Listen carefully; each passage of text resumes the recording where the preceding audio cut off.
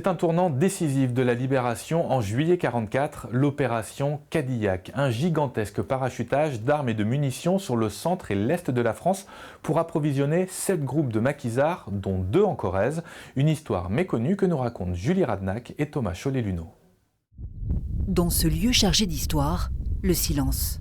Bien loin des vrombissements de ce 14 juillet 1944, ce jour-là, dans le ciel de Monceau-sur-Dordogne, le plus grand parachutage de jour de l'histoire de France vient de commencer. Ici, 35 avions ont parachuté 40 tonnes d'armes pour la résistance, exactement. Ici même. Un souvenir familial pour ce fils de résistant.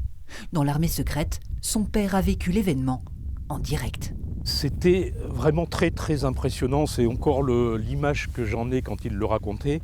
Cette quantité de parachutes qui est tombée du ciel et ce nombre d'avions avec un côté très assourdissant mais qui apportait la liberté quelque part. Dans ces containers, des armes, des explosifs, un cadeau du ciel pour des résistants armés de simples fusils.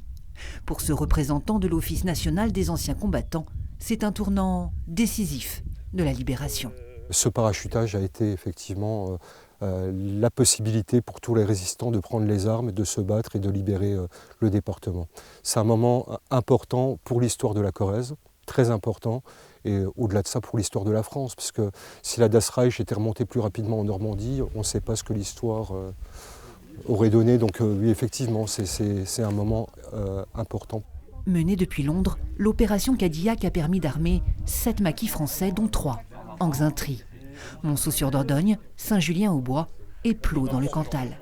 3 communes réunies à la même table pour préparer ensemble le 80e anniversaire de ce parachutage mémorable et pourtant tombé dans l'oubli. C'est méconnu parce que c'est une période où, c'est vrai, pendant très longtemps, les anciens n'ont pas voulu trop s'avancer sur le sujet. C'était très délicat aussi, hein. Vous savez, la résistance, il y a eu du bien, mais il n'y a pas eu du bien non plus. Donc, il fallait que ça reste. Et maintenant, je crois qu'avec les nouvelles générations, on peut se permettre de remettre en lumière cet événement, quoi. Le 14 juillet prochain, Saint-Julien-au-Bois inaugurera une stèle, Monceau, un chemin de la résistance, des cérémonies ponctuées de véritables parachutages en mémoire de ce spectaculaire événement.